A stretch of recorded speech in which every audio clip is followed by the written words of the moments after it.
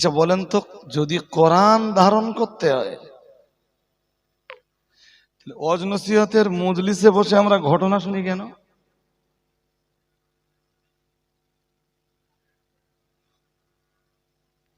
আমার কথা বুঝতে পারেননি। আমাকে তো ধর্ম করতে হবে কোরআন আর সুন্নাহ দিয়ে। আমি তো কোরআন আর সুন্নাহ পড়া মানুষ নই। কোরআন সুন্নাহ কিতাব পড়ে জানবার মতো যোগ্যতা আর দক্ষতা আমি অর্জন করতে পারিনি। তাই তো আমি কোরআনের মানে আমি যে কারণেই আমি ইসলামিক জলসা জুলুস গুলোতে বসি, সেখানে বসেও যদি আমি শুধু জীবনী আর কাহিনী শুনে বাড়ি যাই, আমি ধর্ম করব কি দিয়ে?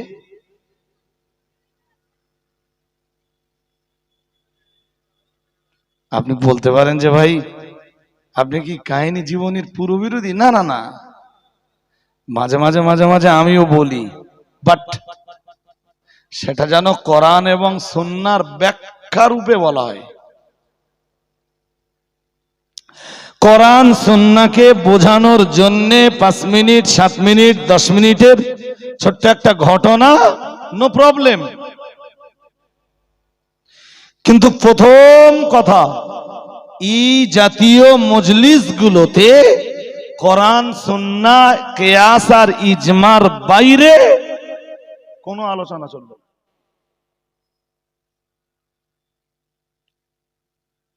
আল্লাহ আমাদের বুঝবার ক্ষমতা দান করুন, বলুন আমিন, বলুন আমিন। আপনাদের এটা গোবিন্দপুর, তাই তো? গোবিন্দপুর। আমি টোটাল ওই মেন রাস্তাটার মুখটার নাম কি? কলমবাগান। কলমবাগান।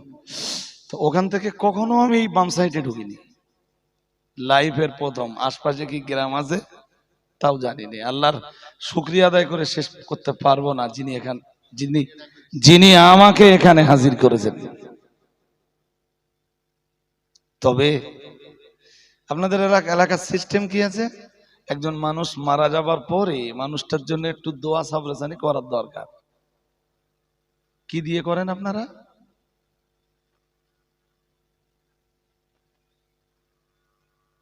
আমার প্রশ্ন নিতে পারেননি, বলেন। আরে বাবা, একজন মানুষ মারা যাবার পরে তার জন্য দোয়াদানি হয়তো, হ্যাঁ না বলে না? হয়তো হয়। জিজ্ঞাসি যে কি দিয়ে আপনারা দোয়া করেন? বেশ বেশ, এক্সিলেন্ট, ভালো। কোরআন পড়া হয় না? কোরআন তেলাওয়াত হয়, বেশ। আর কলমাখানিও হয়। কেউ যদি মাইন্ডে নেন তাহলে আমি ফেসে যাবো, মাইন্ডে নিলে। আমিও বলছি কলমাখানি ভালো, কিন্তু আমার একটা প্রশ্নের উত্তর দেন। ফর এক্সাম্পল, এই লোকটা সারা জীবন নামাজ কালাম না পড়ে কবরে চলে গেছে। লোকটা ছেলেদের টাকা আছে,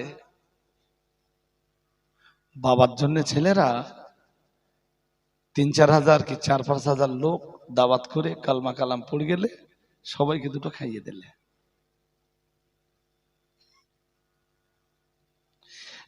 কালমাখানির অনুষ্ঠান করার পরে আল্লাহ এনারে পুরো মাফ করে দিলে।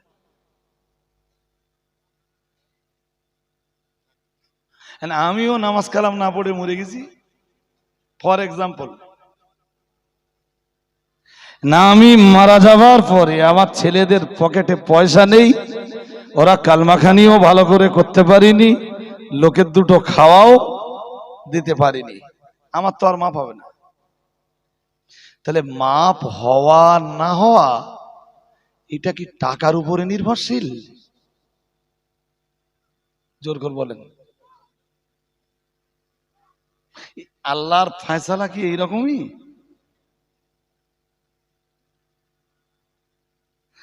আপনি বলতে পারেন হুজুর কলমাখানির বিরোধী আপনি।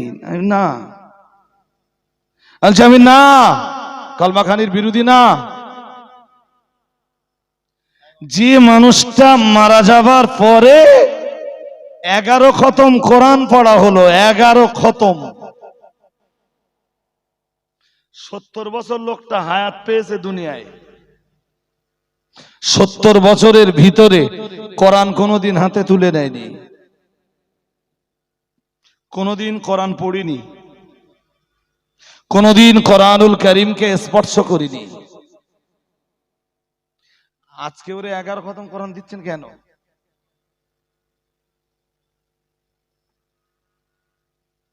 সত্তর বছরের লম্বা জীবনে ও কোথায় ছিল?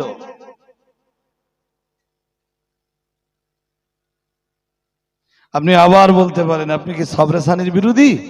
বলছি না, সবরে সানির পক্ষে, বাট আপনার বিবেকের কাছে একটু জিজ্ঞেস করে দেখেন দিন, যে বেঁচে থেকে কোরআন নিলে না, ওরে মরে যাবার পরে কোরআন দেওয়া হচ্ছে। আপনাদেরও তো বুদ্ধি আছে, আপনাদেরও তো বিবেচনা শক্তি আছে, ভালো আর মন্দ পার্থক্য করার ক্ষমতা তো আপনাদেরও আছে।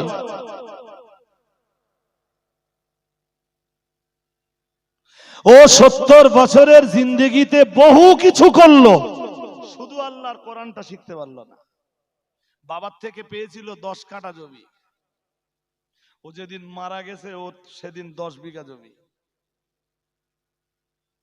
যেদিন মায়ের পেট থেকে এসেছিল সেদিনও কোরআন পড়তে জানতো না, আর যেদিনও কবরে চলে গেল সেদিনও কোরআন পড়তে জানতো না।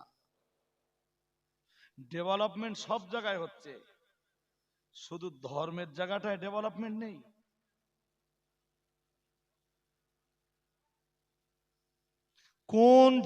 কোন জাতি আল্লাহ পাকের নবী যখন বিদায়ী হজ্জের ময়দানে ভাষণ দিচ্ছেন, ও ভাইরা আমার মনে রাখুন, 1 লক্ষের বেশি মানুষ মুহাম্মদুর রাসূলুল্লাহ সাল্লাল্লাহু আলাইহি ওয়াসাল্লামের বিদায়ী হজ্জের ভাষণ শুনছেন।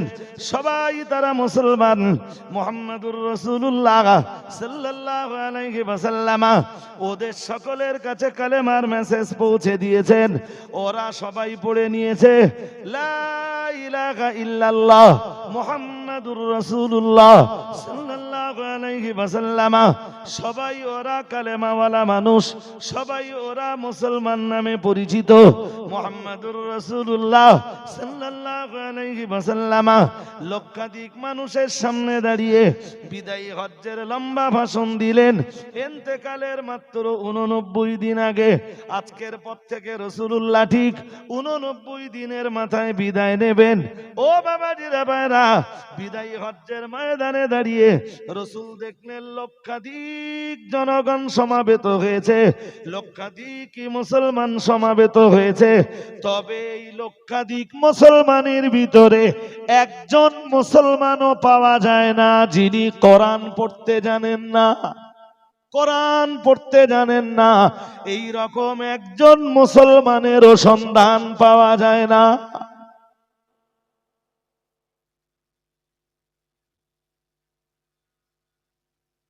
আজকের এই বিদায়ী হজ্জের ময়দানে যারাই শরীক হয়েছেন, যারাই অবস্থান করছেন, আজকে বিদায়ী হজ্জের মাঠে, আরাফাতের মাঠে, জিলহজ মাসের 9 তারিখে জাবালে রহমাতের উপরে কিংবা জাবালে রহমাতের নিকটতম জায়গায় যারা অবস্থান নিয়েছেন, কোরআন জানেন না, এই রকম একজন মানুষও নাই।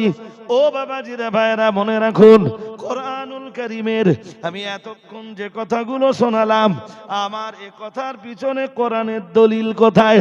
আমার এ কথার পিছনে রাসূলের হাদিসের দলিল কোথায়? দলিল ছাড়া আমি কথা কেনই বা বলবো? আল্লাহ পাক রব্বুল আলামিন কোরআনুল কারীমের সূরা বাকারার 129 নম্বর আয়াতে জানিয়েছেন, রব্বানা ওয়াবআথ ফীহিম রাসূলাম মিনহুম ইয়াতলু আলাইহিম আয়াতিক ওয়া ইউআল্লিমুহুমুল কিতাবা ওয়াল হিকমাতা ওয়া ইউযাক্কিহিম ইন্নাকা আনতাল আজিজুল হাকীম। পড়ুন আল্লাহু আকবার। আরো আওয়াজ দিয়ে বলেন আল্লাহু আকবার। হাফেজ যারা আছেন, মৌলানা যারা আছেন, কোরআনে দেখে নেবেন 129 129 নম্বর আয়াত সূরা বাকারার প্রথম পারা। আল্লাহ এখানে বলতেছেন আমাদের নবীকে 4টে দায়িত্ব দিয়ে পৃথিবীতে পাঠিয়েছেন। কয় দায়িত্ব? জোর করে বলেন। 4 দায়িত্ব। আর এই 4 দায়িত্বের প্রথম দায়িত্ব হলো পৃথিবীতে তিনি কোরআনের তেলাওয়াত প্রতিষ্ঠিত করবেন। আরেকটু মন খুলে বলেন, বলুন কি প্রতিষ্ঠা করবেন? আমি যেভাবে বলেছি ওইভাবে জানতে হবে, আপনাদের মতো বলে নিলে হবে না। নবীর প্রথম দায়িত্ব ইয়াতলু আলাইহিম আয়াতিক,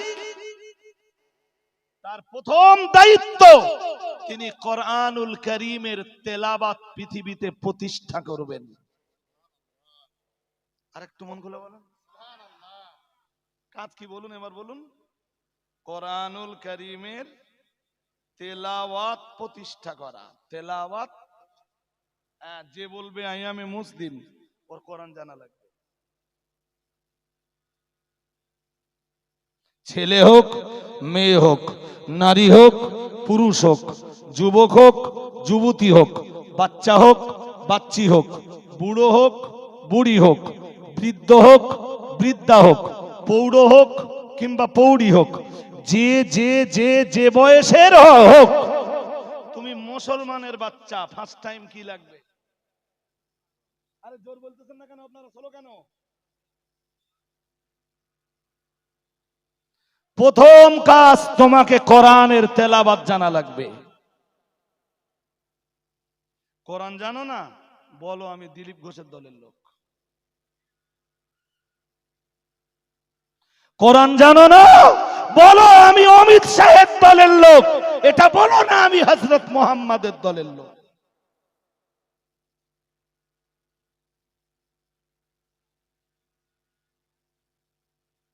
কয় দায়িত্ব? দ্বিতীয় দায়িত্ব কি জানেন? ওয়ায়ুআল্লিমুহুমুল কিতাব।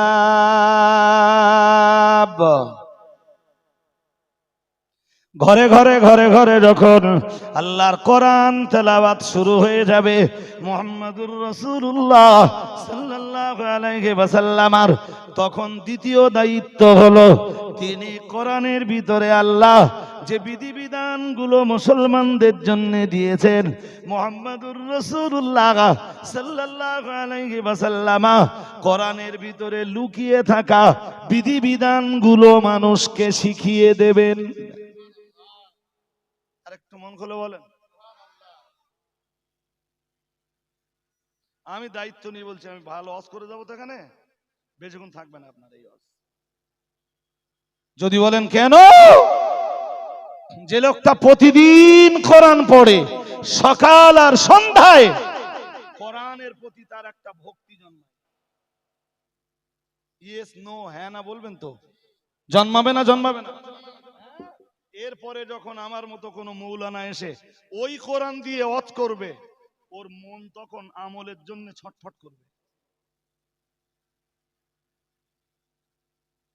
কোরআনের প্রতি কোরআনুল কারীমের প্রতি যতদিন ভক্তি ভালোবাসা না জন্মাবে, ততদিন আমি বলছি, আমি যতই ওয়াজ করি ও ওয়াজ থাকবে না। আর একটা হাদিস শুনুন, হাদিস শুনলে এবার আরো বুঝে যাবেন কি চ্যাম্পিয়ন করে নবীজি হাদিসটা বলেন। আল্লাহ পাকের নবী জানিয়েছেন, ইন্নাল্লাযী লাইসা ফী জাওফিহি শাইউম মিনাল কোরআনি কাল বাইতিল খরিব আও কামা ক্বালা আলাইহিস সালাম। মুহাম্মাদুর রাসূলুল্লাহ সাল্লাল্লাহু আলাইহি ওয়াসাল্লাম নবী আমার আরো জানিয়েছেন, ও আমার সাহাবীরা মনে রাখো, ও আমার উম্মতিরা মনে রাখো, ইন্নাল্লাযী লাইসা ফী জাওফিহি শাইউম মিনাল কোরআনি কাল বাইতিল খরিব আও কামা ক্বালা আলাইহিস সালাম। তার মানে হলো যে দেহের ভিতরে সব রয়েছে, সব রয়েছে, কিন্তু যে দেহের ভিতরে শুধু আল্লাহর কোরআনটা জায়গা পায়নি, আমি মুহাম্মাদুর রাসূলুল্লাহ সাল্লাল্লাহু আলাইহি আলাইহি ওয়াসাল্লাম বলছি, যে দেহের ভিতরে সব জায়গা পেয়েছে, শুধু কোরআনুল কারীম জায়গা পায়নি। আমি আল্লাহর নবী বলছি, ওই দেহটা জানো কাল বাইতিল খারিবি, একটি বিরান বাড়ির মতো। সুন্দর করে একটা বাড়ি তৈরি করা হলো। ও ভাইরা আমার, 5 বছর 10 বছর 20 বছর বাড়িটায় আলো বাতি জ্বালানোর কোনো মানুষ নাই, বাড়িটা পরিষ্কার পরিচ্ছন্ন করার কোনো মানুষ নাই, ওই বাড়িটায় বসবাসের কোনো মানুষ নাই। 10 বছর 20 বছরের ভিতরে ও বাড়িটা যেমন বিরান বাড়িতে পতিত হয়, মুহাম্মাদুর রাসূলুল্লাহ সাল্লাল্লাহু আলাইহি ওয়াসাল্লাম উম্মতে মুহাম্মাদীকে বুঝিয়ে দিলেন, ও উম্মতে মুহাম্মাদী মনে রাখো, ঠিক তথাই বচো, যে দেহের ভিতরে কোরআন জায়গা পায় না, ওই দেহটা বিরান বাড়ির মতো। বিরান বাড়িতে মানুষ বসবাস না করার কারণে যেমন ওটা শয়তান বসবাসের জায়গায় পরিণত হয়। মুহাম্মাদুর রাসূলুল্লাহ সাল্লাল্লাহু আলাইহি ওয়াসাল্লাম আল্লাহ পাকের নবী বললেন, যে দেহে সব আছে শুধু আল্লাহর কোরআন জায়গা পায়নি, ওই দেহটা তেমন শয়তান বসবাসের জায়গায় পরিণত হয়। এই সুবহানাল্লাহ কে বললে?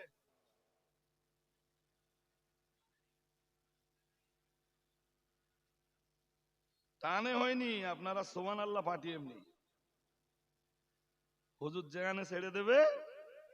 একটু সাউন্ড বাড়ান না, কষ্ট হচ্ছে কেন? একটু বাড়ান, এমনি ভালো তো আপনার মাইক, একটুখানি বাড়ান, কষ্টটা কেটে যাবে।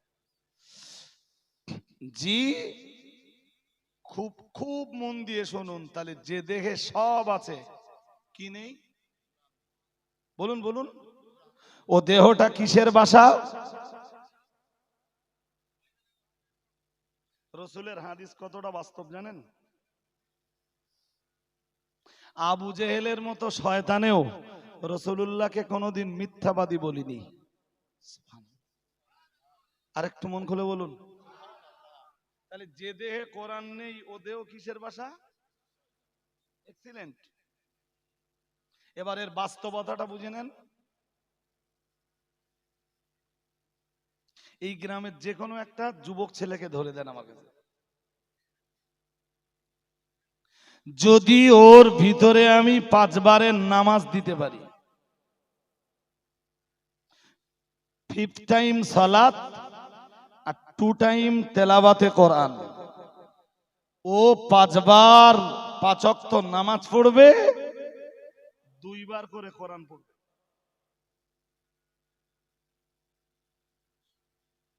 আপনি একটা ছেলের নাম বলেন আপনার টোটাল এলাকায়, আপনার গ্রামে না, আপনার টোটাল অঞ্চলে একটা ছেলের নাম বলেন যে ছেলেটা 5 বার নামাজ পড়ে, 2 বার কোরআন পড়ে, এরপরেও ছেলেটা মদ খায়। কথা বলেন না। আরে হয় বলতে হবে আছে, আর নইলে বলতে হবে নেই। কিছু বলবেন তো, আছে? একটা ছেলের নাম বলেন যে ছেলেটা 5 বার সালাত আদায় করে, 2 বার কোরআন পড়ে, যে জবান দিয়ে কোরআন পড়ে ওই জবানে মাকে গালি দেয়। একটা ছেলের দৃষ্টান্ত আছে?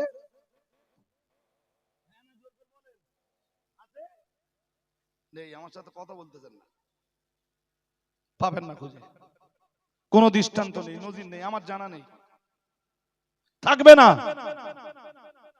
কারণ একটা ছেলের ভিতরে যখন কোরআন জায়গা পায়, শয়তানের যে বাসাটা ছিল ওই বাসাটা পুরো ভেঙে যায়। সুবহানাল্লাহ বলতে পারে না?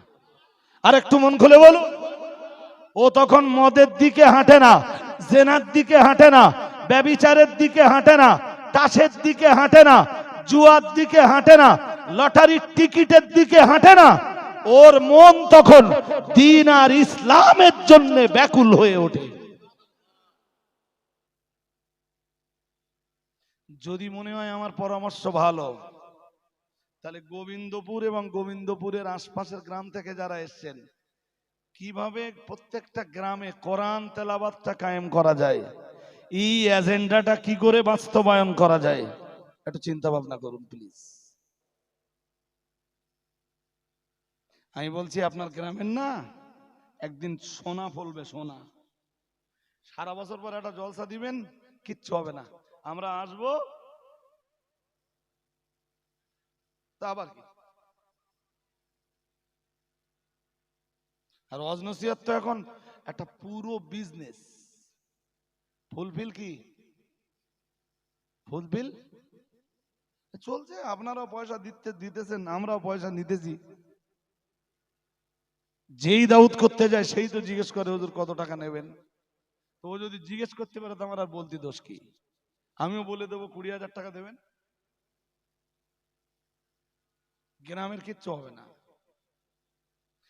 যদি যদি একদম পিছনের দিকে আর ফিরে না তাকান, যদি সামনের দিকে তাকান, যে ছোট ছোট বাচ্চা বাচ্চি যারা আছে এদেরকে একদম ছোট থেকে কোরআন দেব, ছোট থেকে। আপনি বলুন হুজুর কোরআনের ওয়াজ করতেছেন, তো কোরআন কোরআন কোরআনুল কারীম ছাড়া আমি কি দিয়ে ওয়াজ করব? হাজিরিনে মজলিস মনে রাখুন, বলতে বলতে তো অনেক কথাই বলে ফেললাম। চলুন আবার একটা হাদিস শোনাবো। প্রিয় নবী মুহাম্মদুর রাসূলুল্লাহ সাল্লাল্লাহু আলাইহি ওয়াসাল্লাম নবী আমার জানিয়ে দিয়েছেন, ও আমার সাহাবীরা মনে রাখো, আমি আল্লাহ পাকের রাসূল বলছি, মাসালুল মুমিনিল্লাযী ইয়াকরাউল কুরআনা কামাসালিল উতুরুজ্জাতি আও কামা ক্বালা আলাইহিস সালাম। মুহাম্মদুর রাসূলুল্লাহ সাল্লাল্লাহু আলাইহি ওয়াসাল্লাম আমার আল্লাহর নবী জানিয়ে দিয়েছেন, যে মুমিন, যে ঈমানদার নর নারী আল্লাহ পাকের কোরআন তেলাওয়াত করে, আল্লাহ পাকের রাসূল জানিয়েছেন ওই মুমিন, ওই ঈমানদারের উদাহরণ হলো কামাসালিল উতুরুজ্জাতি, কমলা লেবুর মতো। আর একটু মিলেমিশে বলেন না। যে যে যে মুমিন কোরআন তেলাওয়াত করতে পারে, কোরআন তেলাওয়াত করে, প্রতিদিন কোরআন তেলাওয়াত করে, নবীজি বলেন ওই মুমিনের উদাহরণ হলো কমলা লেবু। কেন কমলা লেবু? নবী নিজে তার ব্যাখ্যা করতেছেন পরের অংশে। আল্লাহ পাকের নবী বললেন, রিহুহা তাইয়িবুন ওয়া তা'মুহা তাইয়িবুন আও কামা ক্বালা আলাইহিস সালাম। আল্লাহ পাকের নবী বললেন, কমলা লেবুর গন্ধটাও ভালো, কমলা লেবুর স্বাদও ভালো। আর একটু মন খুলে বলেন। যে ইমানদারে কোরআন পড়তে পারে, তাই ওই ইমানদারের উদাহরণ হলো কমলা লেবুর মতো। নবী আমার আবার জানিয়ে দিয়েছেন, ওমাসালুল মুমিনিল্লাযী লা ইয়াকরাউল কুরআনা কামাসালিল উতুরুজ্জাতি। আল্লাহ পাকে নবী বললেন কামাসালিত তামারাতি। আল্লাহ পাকে নবী বললেন, কিন্তু দুনিয়ার যে মুমিন, যে মুমিনা কোরআন পড়তে পারে না, ঈমান এনেছেন কিন্তু আল্লাহর কোরআন পড়তে জানেন না, কোরআন তেলাওয়াত করতে জানেন না, যে নারী পুরুষ ঈমান এনেছেন, আল্লাহর কোরআন তেলাওয়াতের যোগ্যতাটাও অর্জন করেননি, কোরআনটা তেলাওয়াতও করেন না, আমি মুহাম্মদুর রাসূলুল্লাহ সাল্লাল্লাহু আলাইহি ওয়াসাল্লাম, আমি আল্লাহ পাকে নবী বলছি, ওই মুমিনের দৃষ্টান্ত হলো কামাসালিত তামারাতি। আল্লাহ পাকে নবী বললেন, ওই মুমিনের উদাহরণ খেজুরের মতো। আল্লাহর হাবিব বললেন, তা'মুহা তাইয়িবুন, খেজুর খেতে ভালো, খেজুরের স্বাদ ভালো, কিন্তু নবী আমার বললেন লা রিহা লাহা আও কামা ক্বালা আলাইহিস সালাম। নবীজি বললেন, খেজুর খেতে সুন্দর কিন্তু খেজুরের ভিতরে কোনো সুগন্ধি নেই। যে ঈমানদার নামাজ আদায় করে 5 বার, মাহে রমজানের রোজা ব্রত পালন করে, এরপরেও আল্লাহর কোরআন তেলাওয়াত করতে জানে না, কোরআন তেলাওয়াত করেও না, রাসূলুল্লাহ বললেন ওই ঈমানদার নারী পুরুষের উদাহরণ হলো ওই রকম খেজুরের মতো। আপনাকে এখানে বসে সিদ্ধান্ত নিয়ে বাড়ি ফিরতে হবে, আমি কমলা লেবুর মতো হব নাকি আমি একটা খেজুরের মতো হব।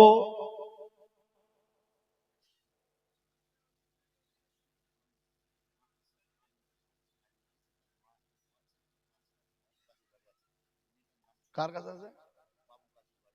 ও, একটা বাচ্চা হারিয়ে গেছে। তা বাচ্চা হারিয়ে যায়, মা কি করে আল্লাহ জানে। না আমি ভুল বললাম বড্ড? মায়ের তো একটা সন্তানের উপর দায়িত্ব থাকবে। তা মা যে কি করে আমার মাথায় যায় না। মেয়েটার নাম সুম্মা। বাবু বাবু কাজীর বাড়িতে মেয়েটা আছে। মেয়েটা কান্নাকাটা করছে, বাচ্চা মেয়ে।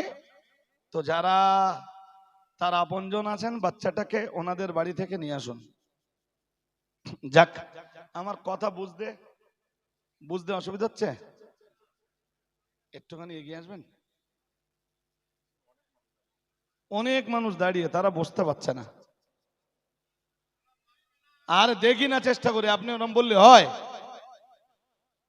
সব জায়গায় ফার্স্ট টাইম আপনারা গোড়া কেটে দেবেন। আপনারা একটু এসেই দেখেন আমি বসাতে পারি কি। একটু এগিয়ে আসেন, আমি ট্রাই তো করি, দেখি বসাতে পারি কিনা।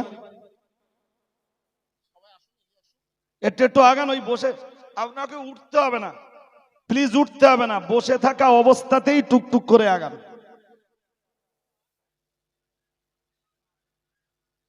সবাইকে বলছি, কিন্তু আমি নড়াচড়া খুব কম লোকের দেখছি। এ সাইডটাও জায়গা আছে, এ সাইডটাও জায়গা আছে, মুখটা জ্যাম। ভাই যারা দাঁড়িয়ে আছেন, এ বসে থাকা মানুষদের কারো কারো দাবি যে আমি আপনাদের বসাতে পারবো না। প্লিজ যদি একটু বসেন। আপনাদের ব্যাপারে অনেকের ধারণা যে আমি আপনাদের বসাতে পারবো না। প্লিজ অন্তত পিছনের দিকেও যদি একটু বসেন, তাহলে মজলিসটা আরো ভালো দেখায়। আর আমিও কোরআন হাদিসের মেসেজগুলো আপনাকে সহজে দিতে পারি। যাক, ছাড়ুন, পরের কথা। ভাই আওয়াজ হলে হবে না, একদম আওয়াজ হবে না। আপনারাও একটু আগান। ওই আবার মাঝখানটা খালি হয়ে গেল, একটু একটু আগান। ওই পিছন থেকে লোক ঢুকছে, দেখেন। জি, চলুন। এবার একটা কথা শুনুন, যেটা আমার এ ব্যাপারে আজকের ফাইনাল ডিসিশন। সেটা হলো,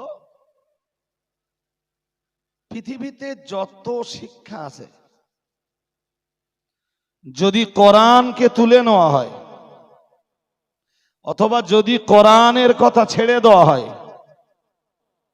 কোরআনকে ছেড়ে দিলে, কোরআনকে বাদ দিলে, কোরআনুল কারীমকে তুলে নিলে, অল ডে মানুষকে আসল মানুষে পরিণত করা যায়, মানুষকে প্রকৃত মানুষ বানানো যায়। সেকেন্ড কোনো এডুকেশন আমার জানা নেই। আমার সাথে একমত হতেও পারেন, নাও পারেন, আমি দায়িত্ব নিয়ে বলছি। শুধু কোরআনটা তুলে নেব, রসুলের রেখে যাওয়া এডুকেশনটা তুলে নেব পৃথিবী থেকে। মানুষকে মানুষ বানানোর কোন এডুকেশন পৃথিবীতে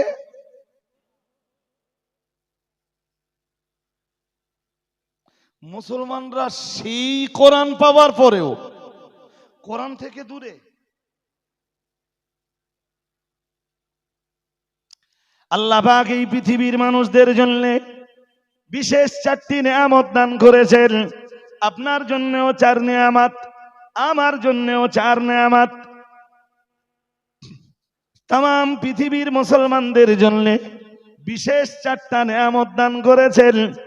1 নম্বরের নেয়ামতের নাম হলো রাসূলুল্লাহ। আরেকটু মন খুলে বলেন। 2 নম্বরের নেয়ামতের নাম বাইতুল্লাহ। সবাই বলেননি, বলুন। আল্লাহ পাকের কাবা। 3 নম্বর নেয়ামতের নাম হলো কালামুল্লাহ। আরেকটু মন খুলে বলেন। 4 নম্বর নেয়ামতের নাম হলো আসসালাত। আরো আওয়াজ দিয়ে বলেন। চতুর্থ নেয়ামত নামাজ। নামাজ। কিন্তু এমন মুসলমান পাওয়া যায় তাম জিন্দেগিতে রসুলকে পাইনি। ও বাবাজিরা, ভাইরা, রাসূলুল্লাহ এক যুগে, মহান আল্লাহ আমাদেরকে পাঠিয়েছেন আর এক জামানায়, নবী আমার এক দেশে, আমাদেরকে পাঠিয়েছেন আর এক কান্ট্রিতে। তাহলে হিসাব অনুযায়ী আমরা রাসূলুল্লাহকে পেলাম না। ও বাবাজি রে ভাইরা, আমরা এ নিয়ামত থেকে মারুম হয়ে গেলাম। দুই নম্বরে বলেছি বাইতুল্লাহ, আল্লাহর কাবা, যে কাবায় 1 রাকাত নামাজ পড়লে 1 লক্ষ রাকাত নামাজের সওয়াব হয়। 2 নম্বরে বহু মুসলমান রয়েছি, না না না না না, আল্লাহর কাবাটাও পাইনি। ও বাবাজি রে ভাইরা, 3 নম্বরে বলেছি কালামুল্লাহ, বহু মুসলমান আছে কালামুল্লাহ কোরআনুল কারীমটা যারা পড়তে পারে না, 1 নম্বর নেয়ামত থেকে মারুম, 2 নম্বর নেয়ামত থেকে মারুম, 3 নম্বর নেয়ামত থেকে মারুম, 4 নম্বরে আল্লাহ তামাম পৃথিবীর মুসলমানদের জন্য আর এক বিশেষ নিদর্শন দিয়েছেন, আর এক বিশেষ নমুনা দান করেছেন, আর এক বিশেষ নেয়ামত দান করেছেন। সেই নেয়ামতের নাম হলো নামাজ।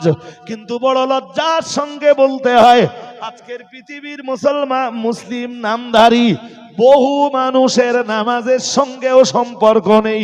আল্লাহর এই বিশেষ 4টি নেয়ামতের একটা নেয়ামতের সঙ্গে সম্পর্ক নেই, একটাও নেয়ামতের সঙ্গে সম্পর্ক নেই।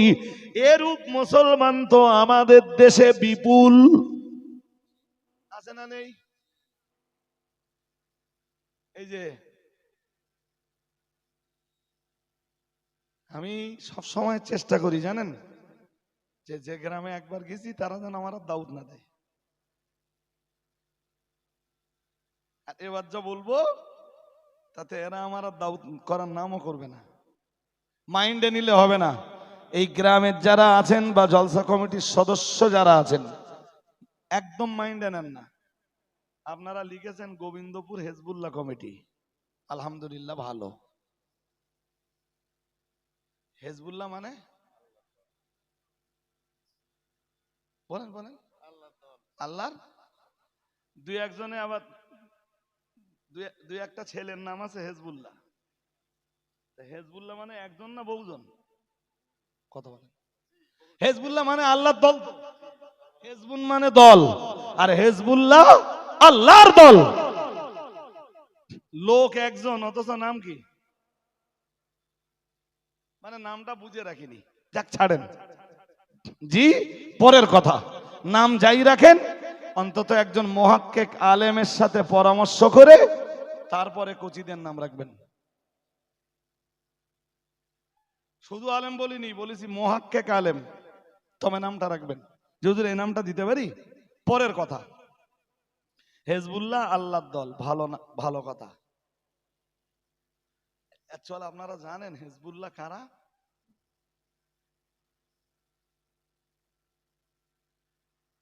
হ্যাঁ না কোন? হাফেজ আছে কেউ মজলিসে?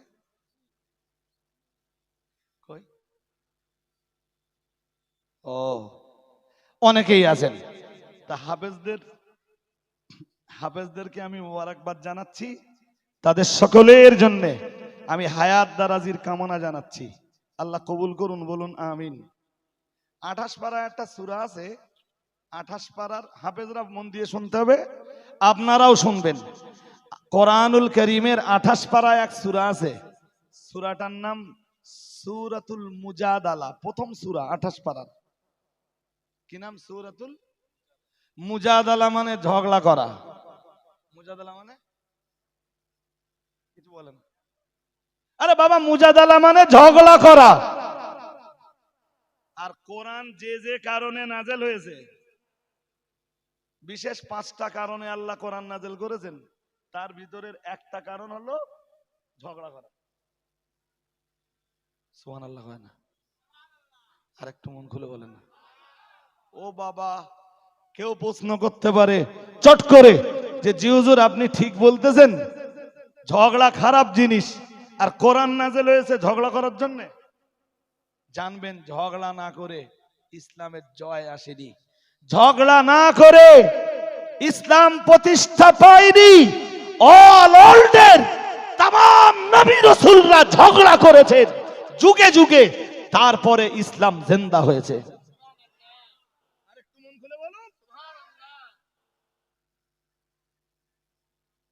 ইসলামের একটা পর্যায়ই হলো ঝগড়া করো।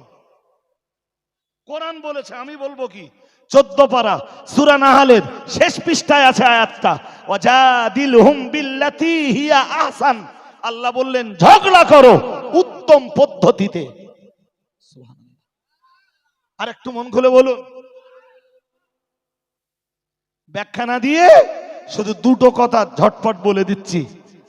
ভাই, কোন আলেমের দ্বারাতে যদি দেখি যে কোরআন বিকৃত হচ্ছে, কোরআনের অপব্যাখ্যা হচ্ছে, হাদিসের নামে জালিয়াতি করছে, হাদিস নয় হাদিস বলে চালাচ্ছে, তাহলে ইসলামের প্রকৃত সত্যটা জানবার জন্যে ওই হুজুরের সঙ্গে ঝগড়া করতে হবে না? হবে না?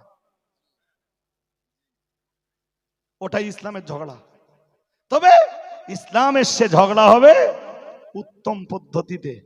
সূরাতুল মুজাদালা, এই সূরাটার একদম শেষের দিকে আয়াত নাম্বার 19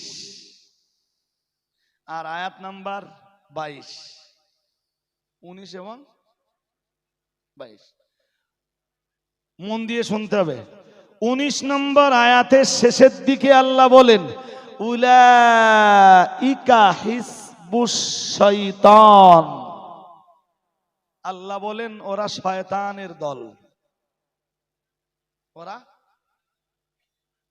কারা আমি এখনো বলিনি, বলো, আয়াতে আছে, খুব মন দিয়ে শুনতে হবে, নইলে বোঝাতে পারবো না আমি। 22 নম্বর আয়াতের শেষের দিকে আছে সূরা মুজাদালা 28 পারা, উলাইকা হিজবুল্লাহ। আল্লাহ বলতেছেন ওরাই আল্লাহর দল, ওরাই। ওরা কারা? 22 নম্বর আয়াতের শুরু থেকে আসতেছে, লা তাজিদু কওমান ইউমিনুনা বিল্লাহি ওয়াল ইয়াউমিল আখির ইউআদ্দুনা মান হাদ্দাল্লাহ ওয়া রাসূলাহ। সুবহানাল্লাহ। আর একটু মন খুলে বলেন। ওই বয়ান দিতে দিতে দিতে দিতে দিতে দিতে শেষ পর্যায়ে যে আমার আল্লাহ বললেন উলাইকা হিজবুল্লাহ, মহান আল্লাহ বললেন ওরাই হলো আল্লাহর দল। ওয়া উলাইকা হুমুল মুফলিহুন, আল্লাহ পাক রব্বুল আলামিন পরই বললেন আর ওরাই হলো সফল, ওরাই হলো জান্নাতকামী, ওরাই হলো জান্নাতের যোগ্য অধিকারী। আপনারা লিখেছেন বলে শুধু বলছি না, সারা বাংলার বহু জায়গায় এটা লেখে, আর লেখায় আপত্তি নেই, আমার আপত্তি কোন জায়গায় বুঝিয়ে বলছি। চলুন আগে আমরা বুঝে নেই শয়তানের দল কারা। নাকি হ্যাঁ না বলে না, শয়তানের দল কারা ওইটা দেখে নেই। হাফেজ সাহেব যারা আছেন আপনাদের জন্য বলছি, এবার সূরা মুজাদালার 19 নম্বর আয়াতের শুরু থেকে আল্লাহ বলতেছেন শয়তানের দলে কারা। কি আছে? ইস্তাহওয়াযা আলাইহিমুশ শাইতান ফাআনসাহুম যিকরাল্লাহ উলাইকা হিজবুশ শাইতান। মহান আল্লাহ জানিয়েছেন ইস্তাহওয়াযা আলাইহিমুশ শাইতান, শয়তান ওদের ঘাড়ের উপরে সওয়ার হয়েছে।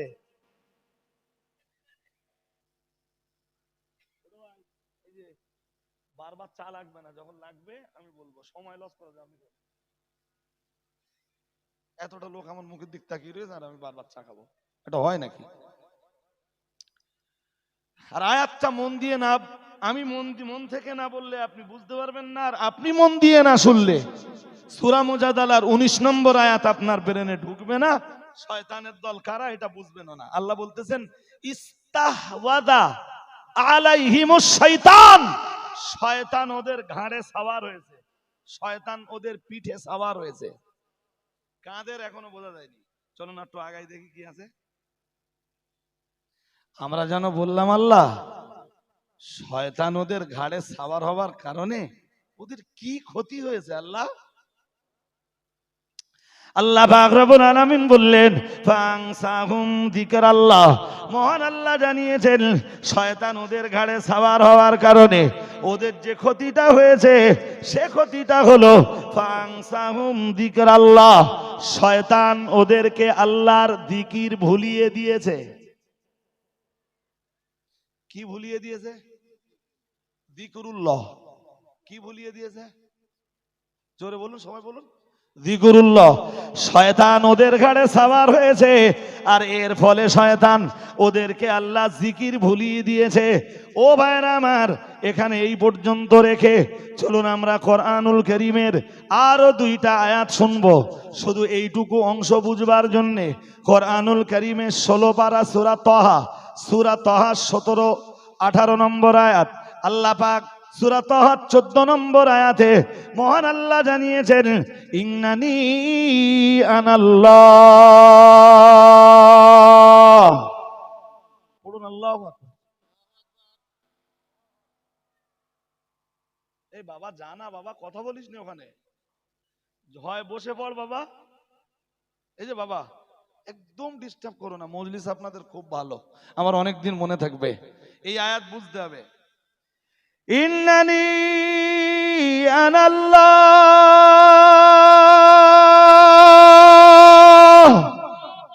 লা ইলাহা ইল্লা আনা ফা'বুদনি ওয়াকিমিস সালাতা লিযিকরি।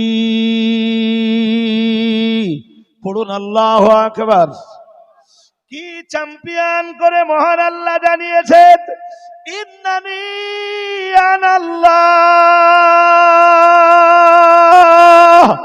নিশ্চয়ই আমি হলাম আল্লাহ। লা ইলাহা ইল্লা আনা, আমি ছাড়া কোনো উপাস্য নাই, আমি ছাড়া কোনো, সবাই বলেন, আওয়াজ দিয়ে বলেন, আমি ছাড়া কোনো উপাস্য নাই। কেন নাই? সব হুজুররাই তো কয় কেন নয়, কেন নাই।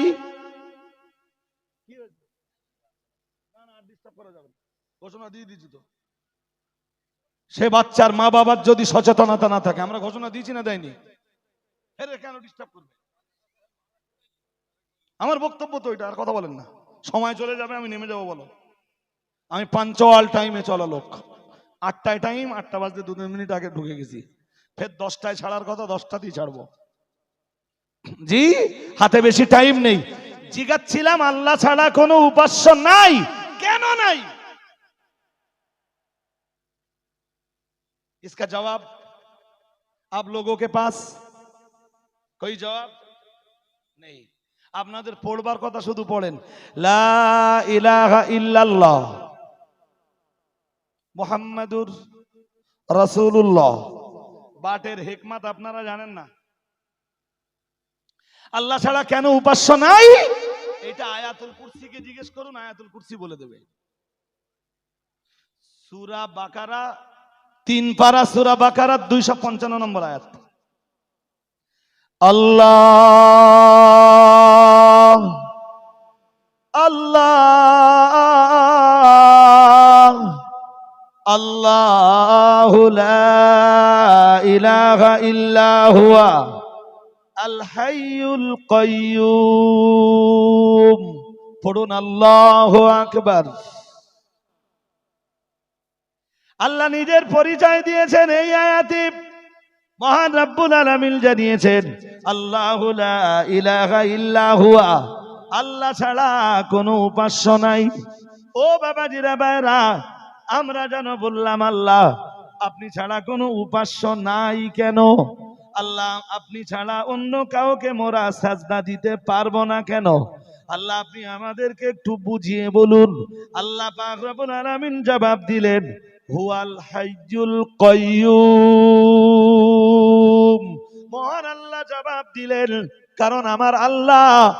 আল্লাহ জবাব দিলেন 1 নম্বর কারণ হলো হুয়াল হাই, আল্লাহ চিরঞ্জীবী, তিনি ছিলেন, আছেন, সব ধ্বংস হয়ে যাবার পরেও থাকবেন।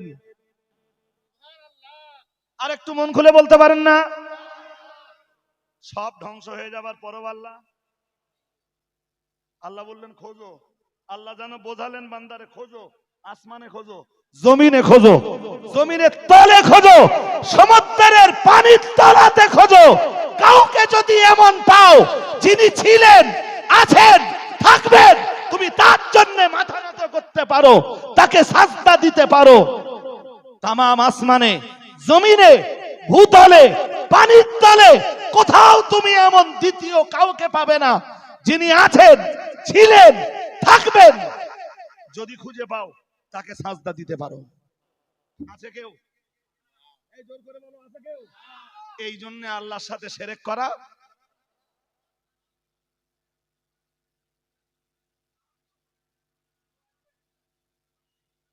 কি বলছি বুঝতেছেন তো নাকি?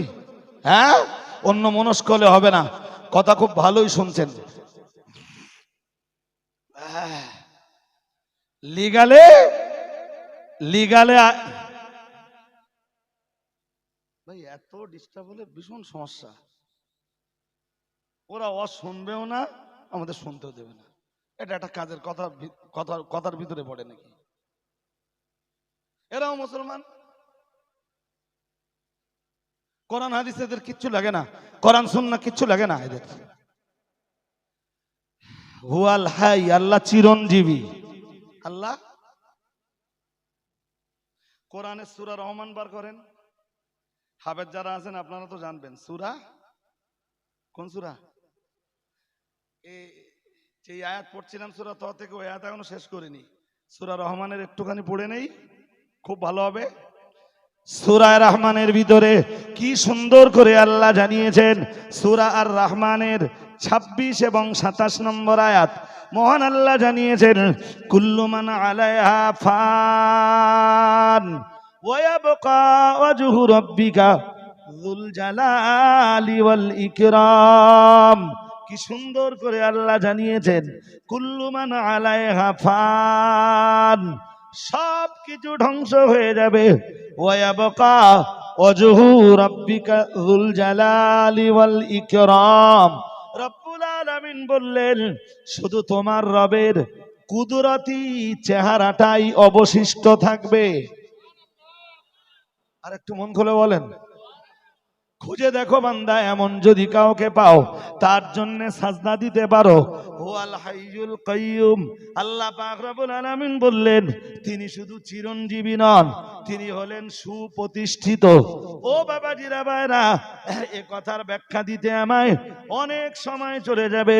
কখনো যদি আপনাদের কাছে সুযোগ হয়, শুধু আয়াতুল কুরসির উপরে 2 ঘন্টা আলোচনা শুনে নেবেন। আজ আলোচনা লম্বা করার মতো এখানে আর অবকাশ নাই। ও বাবাজিরা ভাইরা, আমি একটা হাদিস বলবো। হাদিসটা বুখারীতেও আসছে, হাদিসটা মুসলিমের ভিতরেও আসছে। মুহাম্মাদুর রাসূলুল্লাহ সাল্লাল্লাহু আলাইহি ওয়াসাল্লামের প্রিয়তম সাহাবী হযরত আব্দুল্লাহ ইবনে মাসউদ থেকে বর্ণিত হাদিসটি, যা হিবরুম মিনাল ইহুদি ইলান নবী সাল্লাল্লাহু আলাইহি ওয়াসাল্লাম ফাকালা ইয়া মুহাম্মদ ইন্নাল্লাহা ইমসিকুস সামাওয়াতি ইয়াওমাল কিয়ামাতি আলা ইসমাঈল والأرضين على إسماعيل والشجر والجبال على إسماعيل وسائر الخلق على إسماعيل। মুহাম্মাদুর রাসূলুল্লাহ সাল্লাল্লাহু আলাইহি ওয়াসাল্লামের প্রিয় সাহাবী হযরত আব্দুল্লাহ ইবনে মাসউদের বর্ণনা, কিয়ামতের দিন যেদিন আল্লাহ এই পৃথিবী ধ্বংস করে দিবেন, আসমান ধ্বংস করে দিবেন, জমিন যেদিন আল্লাহ ধ্বংস করে দিবেন, ও বাবাজিরা ভাইরা, আল্লাহ পাক রব্বুল আলামিনের নবীর দরবারে একদিন ইহুদি এলো।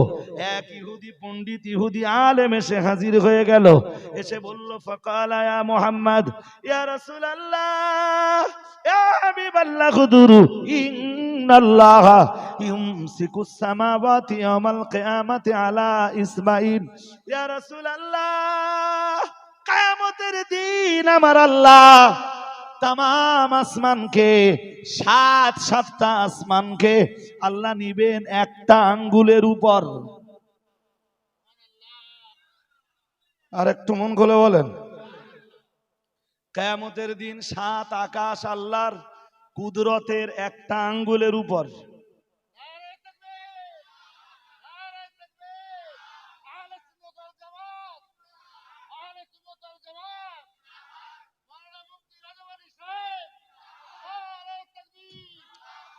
কি কি চ্যাম্পিয়ন করে নবী আমার বললেন, আমার লম্বা করে বলবার সময় নেই।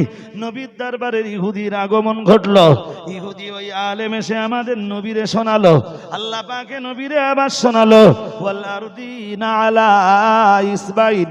আল্লাহ পাকে নবীর দরবারে এসে বলল, হুজুর 7 আকাশ আল্লাহর কুদরতের এক আঙ্গুলে, 7 জমিন আল্লাহর কুদরতির 7 জমিন আল্লাহর কুদরতের আর এক আঙ্গুলে। এরপরে ইহুদি আবার নবীর দরবারে দাঁড়িয়ে বলল, ইয়া রাসূলুল্লাহ ইয়া হাবিবাল্লাহ হুজুর, ওয়াল জিবালা ওয়াস শাজারা আলা ইসমাঈল। ইয়া রাসূলুল্লাহ, तमाम দুনিয়ার পাহাড়গুলি আর तमाम দুনিয়ার গাছগাছালিগুলি সব আমার আল্লাহর কুদরতের আর এক আঙ্গুলের উপর। এরপরে ইহুদি আবার বলল, ইয়া রাসূলুল্লাহ, কিয়ামতের দিন 7 আকাশ আল্লাহর কুদরতের এক আঙ্গুলে, 7 জমিন আল্লাহর কুদরতের আর এক আঙ্গুলে, আর तमाम দুনিয়ার গাছ আর পাহাড়গুলি আমার আল্লাহর আর এক আঙ্গুলে। 4 নম্বরে বললেন, ইয়া রাসূলুল্লাহ, ইয়া হাবিবাল্লাহ হুজুর, বেয়াদবি নেবেন না হুজুর, ওয়াল মা ওয়াস সারা আলা ইসমাঈল। ইয়া রাসূলুল্লাহ, तमाम পৃথিবীর পানি সব আমার আল্লাহর কুদরতের আর এক আঙ্গুলের উপরে। তামাম দুনিয়ার যত সাগর, মহাসাগর, উপসাগর, নদ নদী, খালবিল, পুকুর, পুষ্করিণী রয়েছে, এসবের পানি সব আমার আল্লাহর কুদরতের আর এক আঙ্গুলে। ও বাবাজিরা ভাইরা, ইহুদি পণ্ডিত আবার নবীর দরবারে দাঁড়িয়ে বলল, ইয়া রাসূলুল্লাহ, তৌরাতের ভিতরে লেখা আছে ওয়াসাইরাল খালকি আলা ইসমাঈল। ইয়া রাসূলুল্লাহ, আল্লাহ तमाम সৃষ্টি কিয়ামতের দিন আমার আল্লাহর কুদরতের আর এক আঙ্গুলে, 5 আঙ্গুলের ভিতরে तमाम আকাশ, तमाम জমিন, ভূতলে যা কিছু আছে, আকাশে যা কিছু আছে, জমিনে যা কিছু আছে, সব আমার আল্লাহ 5টা আঙ্গুলের উপরে নেবেন।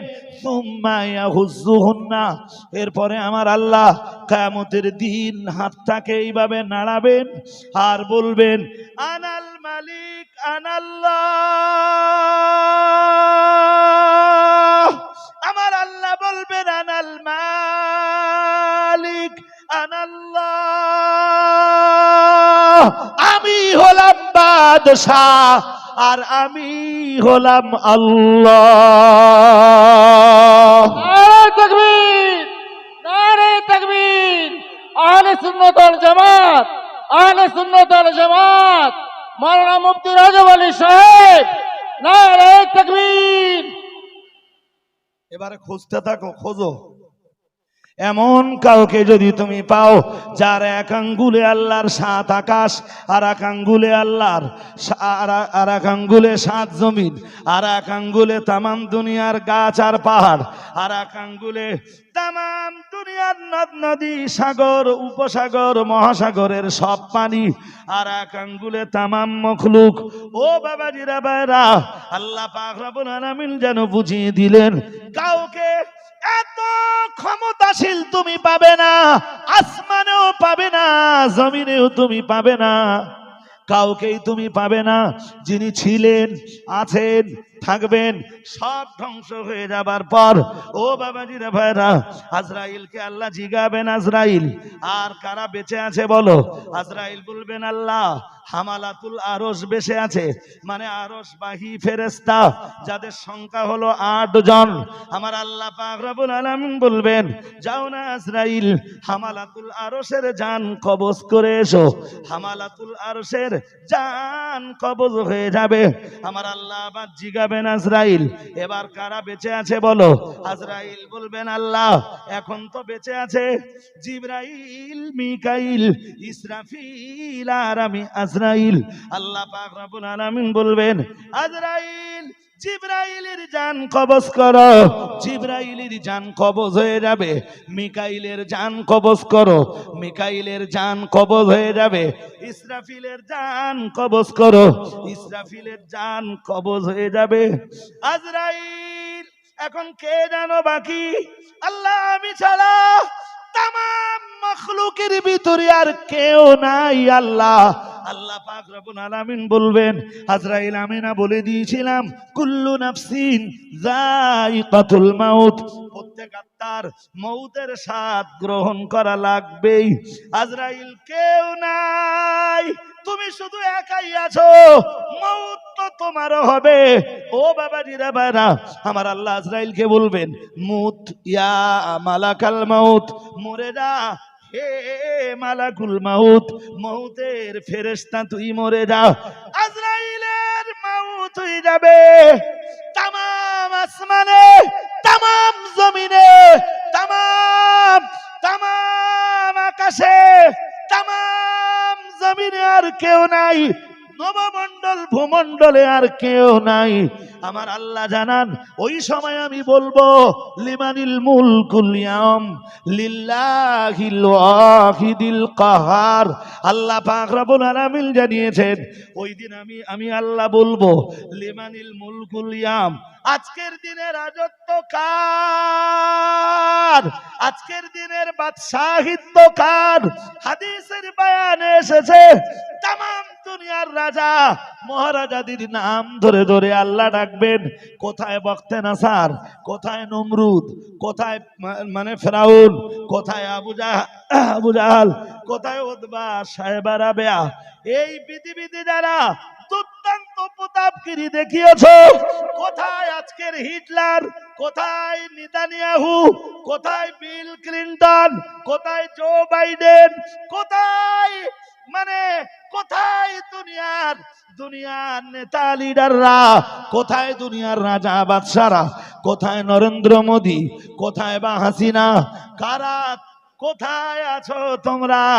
লেমানিল মুলকুল ইয়াম, ডাক দিয়ে আল্লাহ বলবেন আজকে রাজত্ব কার। কোনো আওয়াজ মিলবে না। আমার আল্লাহ আবার বলবেন আইনাল জাব্বারুন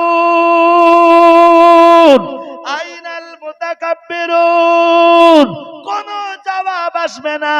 আমার আল্লাহ বলবেন লিমানিল মুলকুল ইয়াম, আজকের বাদশাহিত্ব রাজত্ব কার কার কার, কোনো জবাব আসবে না। আমার আল্লাহ আবার বলবেন লিমানিল মুলকুল ইয়ামা, আজকের রাজত্ব আজকের বাদশাহিত্ব কার, কোনো জবাব আসবে না। আমার আল্লাহ নিজেই জবাব দিবেন লিল্লাহিল ওয়াহিদিল কাহার।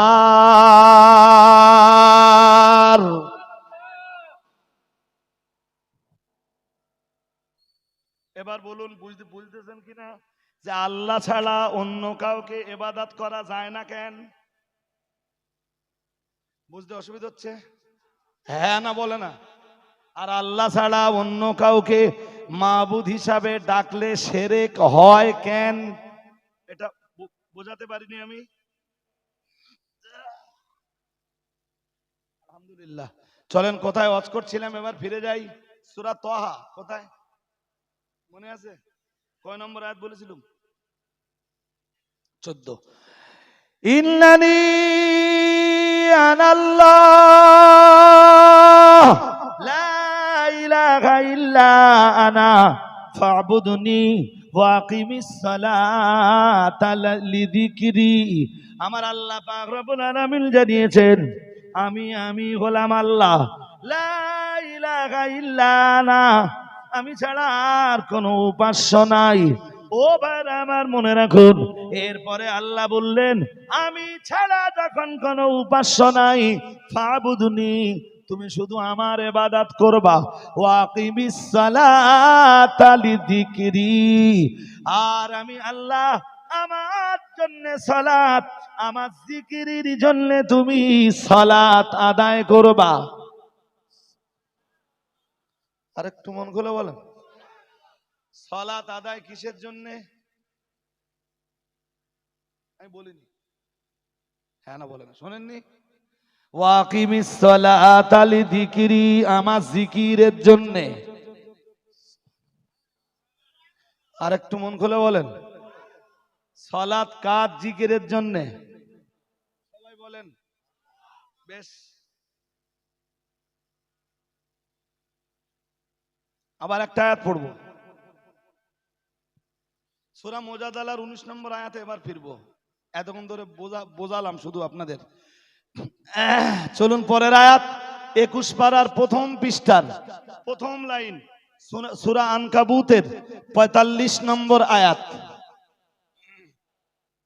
আমার আল্লাহ পাক রব্বুল আলামিন জানিয়েছেন, আল্লাহ পাক রব্বুল আলামিন ঘোষণা দিয়েছেন। এখানে আমি লম্বা ব্যাখ্যা দেওয়ার সময় পাবো না, শুধু কনসেপশনটা দেব। আল্লাহ পাক রব্বুল আলামিন বললেন, উতলু মা উহিয়া ইলাইকা মিনাল কিতাবি ওয়া আকিমিস সালাতা ইন্নাস সালাতা তানহা আনিল ফাহশাই ওয়াল মুনকার ওয়া লাযিকরুল্লাহি আকবার আল্লাহু ইয়ালামু মা তাসনাউন। মহান রব্বুল আলামিন জানিয়েছেন, নবী আপনি কিতাব তেলাওয়াত করুন, কোরআনুল কারীম তেলাওয়াত করুন। ও বাবাজিরা ভাইরা, আমার আল্লাহ আবার বললেন ওয়াকিমিস সালাতা, এরপরে আপনি নামাজ কায়েম করুন। আগে নামাজ কায়েম করুন না আগে কিতাব তেলাওয়াত করুন?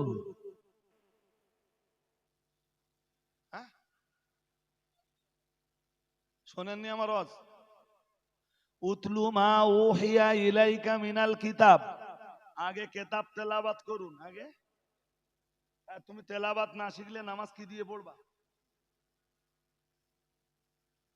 এই একটু আগে আমি বলছিলাম জানেন, যে মুসলমান বলে দাবি করতে গেলে প্রথম লাগবে কোরআনের, মনে আছে না নেই? এখানে একই কেস। এই আয়াত এত ভেঙে বলার সময় আমার নেই। জি, পরের কথা, টাইম তো হা করে চলে যাচ্ছে। পরের কথা, ওয়াকিমিস সালাতা, আমার আল্লাহ পাক রব্বুল আলামিন বললেন আর নবী আপনি সালাত কায়েম করুন। ও বাবাজিরা ভাইরা, আল্লাহ পাক আবার বললেন ইন্নাস সালাতা তানহা আনিল ফাহশাই ওয়াল মুনকার, নিশ্চয়ই সালাত যারা কায়েম করে, সালাত তাদেরকে অশ্লীলতা থেকে বাঁচায়, গুনাহ থেকে বাঁচায়, নির্লজ্জতা থেকে বাঁচায়। আল্লাহ পাক রব্বুল আলামিন আবার বললেন ওয়ালাযিকরুল্লাহি আকবার। আল্লাহ পাক রব্বুল আলামিন বললেন আর আল্লাহর যত যত জিকির আছে সব চাইতে বড় জিকিরের নাম হলো নামাজ। আর একটু মন খুলে বলেন। আগের আয়াতটা শুনিয়েছিলাম, আপনারা ভুলে গেছেন কিনা জানি না, সূরা তাহা 14 নম্বর আয়াত। সেখানে আল্লাহ বলেছেন আমার জিকিরের জন্য সালাত আদায় করো। ও বাবাজিরা ভাইরা, আর এই আয়াত থেকে জানতে পারলাম, 21 পারার প্রথম পৃষ্ঠার প্রথম লাইন সূরা আনকাবুতের 45 নম্বর আয়াত থেকে জানতে পারলাম আল্লাহ সব চাইতে বড় জিকিরের নাম হলো নামাজ। ও বাবাজিরা ভাইরা, এবার চলুন আমরা কামব্যাক করব সূরা মুজাদালা সেই 19 নম্বর আয়াতে। মহান আল্লাহ জানিয়েছেন ইস্তাহওয়াযা আলাইহিমুশ শাইতান, ওদের ঘাড়ে, মহান আল্লাহ জানিয়েছেন ওদের ঘাড়ে শয়তান সাওয়ার হয়েছে, ওদের ঘাড়ে শয়তান সাওয়ার হয়েছে। আমরা যেন বললাম আল্লাহ কি ক্ষতি ওদের হয়েছে, শয়তান ওদের কি ক্ষতিতে ফেলে দিয়েছে আল্লাহ। আল্লাহ পাক রব্বুল আলামিন জবাব দিলেন ফাংসাহুম যিকরাল্লাহ, শয়তান ওদের ঘাড়ে সাওয়ার হবার কারণে ওরা আল্লাহ জিকির ভুলে গেছে। এই কে সুবহানাল্লাহ বললে? আমি সুবহানাল্লাহ রস করতেইছি। এবার তো বলুন তো এই আয়াত বুঝেছেন কিনা? শয়তান ওদের ঘাড়ে সাওয়ার হবার কারণে এর ফলাফল কি হয়েছে? ওরা আল্লাহর জিকির। আর আগের আয়াতে দুটোতে কি শুনেছিলেন? আল্লাহর সবচাইতে বড় জিকিরের নাম। তো যেই মানুষগুলো দুনিয়ায় নামাজ ভুলে গেছে, যেই দুনিয়ার যেই মানুষগুলো নামাজ নেই, এদের ঘাড়ে শয়তান আছে না নেই? জোর করে বলে না? হ্যাঁ, শয়তান ওদের ঘাড়ে চাপানোর কারণেই ওদের কি ভুল গেছে? জোর করে বলেন, নামাজ ভুলিয়ে দিয়েছে। বেশ, এই পর্যন্ত ভালোই বুঝতে পেরেছেন। জি, এখানে আর দুটো কথা বলি, ছোট্ট করে মনে রাখুন। পরের কথাটা তো পরে বলবোই। ওই উলাইকা হিজবুশ শয়তান আলা ইন্না হিজবাশ শয়তানে হুমুল খাসিরুন, এটা তো বলবোই। তার আগে দুটো কথা আপনাকে শোনাবো, ভাইটাল কথা। জি, ইব্রাহিম আলাইহিস সালাম নাম শুনেছেন? জোর করে বলে না, শুনেছেন? আল্লাহ পাকের নবী, জাতির পিতা জাতির জনক হযরত নবী ইব্রাহিম আলাইহিস সালাম আল্লাহর কাছে কোনো একদিন দোয়া চাইছিলেন। আমি একদম শুরুতে এই আয়াতটা পড়েছিলাম। ও বাবাজিরা ভাইরা, আয়াতটা জানো কি পড়েছিলাম? আল্লাহ পাক রব্বুল আলামিন জানিয়েছেন 13 পারা সূরা ইব্রাহিমের 39 নম্বর আয়াতে আল্লাহ জানিয়েছেন, রব্বি জাআলনি মুকিমাস সালাত। আল্লাহ পাক রব্বুল আলামিনের নবী হযরত ইব্রাহিম আলাইহিস সালাম যেদিন কাবা চত্বরে এলেন, জীবনের প্রথমবার যখন কাবা চত্বরে এলেন, জাতির পিতা নবী ইব্রাহিম আলাইহিস সালাম উনি কাবার এরিয়ার ভিতরে দাঁড়িয়ে দাঁড়িয়ে, হেরেমের সীমানার ভিতরে দাঁড়িয়ে দাঁড়িয়ে একটা নয় দুইটা নয় অনেকগুলো দোয়া করলেন। আর অনেকগুলো দোয়ার ভিতরে ইব্রাহিম নবী দোয়া চাইছিলেন, আল্লাহ রাব্বি জাআলনি মুকিমাস সালাত। ও রাব্বুল আলামিন, মক্কার এই পবিত্র ভূমিতে দাঁড়িয়ে তোমার প্রিয় বন্ধু ইব্রাহিমের দাবি তোমার কাছে, আল্লাহ তুমি তোমার প্রিয় বন্ধু হযরত ইব্রাহিম আলাইহিস সালামকে নামাজি, আল্লাহ তাআলা তুমি ইব্রাহিমকে নামাজ প্রতিষ্ঠাকারী বানিয়ে দাও। আর একটু মন খুলে বলেন, কি বানিয়ে দাও? যদি বলেন হুজুর ব্যাখ্যা নেবেন, ব্যাখ্যা দিতে গেলে এখান থেকে আমার 1 ঘন্টা যাবে। আমি শুধু সার কথাগুলো বলছি। ইব্রাহিম নবীর জন্ম বাবেলে। কোথায়? ইরাকের বাবেল ইরাকে। যখন তিনি ইরাকের বাবেলে ধর্ম প্রচারের কোনো কন্ডিশন পেলেন না, এমনকি তার নিজের বাবা অথবা চাচাও যখন তার বিরোধী হলো, ইব্রাহিম নবী ওখান থেকে হিজরত করে চলে গেলেন ফিলিস্তিনে। কোথায়? ফিলিস্তিন নিয়ে অনেক কিছু হচ্ছে না? হ্যাঁ না বলে না? ইউটিউবে যেয়ে আমার এবছরের রসগুলো অন্তত 12, 14, 15 রকমের রস পাওয়া যাবে ফিলিস্তিন নিয়ে। আজকে আর লম্বা বলতেছি না, কিছুই বলছি না, একরকম। ইব্রাহিম নবী চলে গেলেন ফিলিস্তিন। শুধু এতটুকু বলছি, ফিলিস্তিন পৃথিবীর এমন একটা কান্ট্রি যে দেশে পৃথিবীর হাজার হাজার নবী রাসূলের আনাগোনা। আর একটু মন খুলে বলেন, কোথায়? ফিলিস্তিন ইহুদিদের ছিল না, আগামী দিন ইহুদিদের থাকবেও। এখন কি বলছে জানেন? ইসরায়েল বলছে ফিলিস্তিনের হামাস বাহিনীর সাথে ওরা চুক্তিতে আসবে এবং ওরা যুদ্ধ বিরতি দিতে চায়। যুদ্ধ ইসরায়েল ধ্বংস হওয়ার জন্য আল্লাহ রাজি থাকলে শুধু হামাস যথেষ্ট। ইনশাআল্লাহ বলেন, বলুন ইনশাআল্লাহ। আমরা ইনশাআল্লাহ না বললেও জয় হবে। ভবিষ্যৎবাণী 1500 বছর আগে বিশ্ব নবীর। সুবহানাল্লাহ বলতে পারতেন না? ভবিষ্যৎবাণী কার? নবীজি বলেন ইহুদিদের সাথে মুসলমানদের লড়াই হবে, সেই যুদ্ধে মুসলমানদের জয় হবে। সুবহানাল্লাহ। ইহুদিদের পরাজয় হবে। ইহুদিরা গাছের পিছনে যে লুকাবে, পাথরের পিছনে যে, পাহাড়ের পিছনে যে জীবন বাঁচানোর জন্য লুকাবে। ফায়াকুলুল হাজার ওয়াস সাজার, ফায়াকুলুল হাজারু ওয়াস সাজার, তখন গাছ এবং পাথর বলবে ইয়া মুসলিমু ইয়া আব্দুল্লাহ, হে মুসলমান, হে আল্লাহর বান্দা, তাআল এদিকে এসো, হাদা ইয়াহুদিয়্যুম মিন ওয়ারাই, এসে দেখো আমার পিছনে একজন ইহুদি লুকিয়ে আছে। আর একটু মন খুলে বলেন, জয় কাদের হবে? হ্যাঁ, জয় ইহুদিদেরও না, নরেন্দ্র মোদীরও না, হাসিনারও না, জয় কালেমাওয়ালাদের।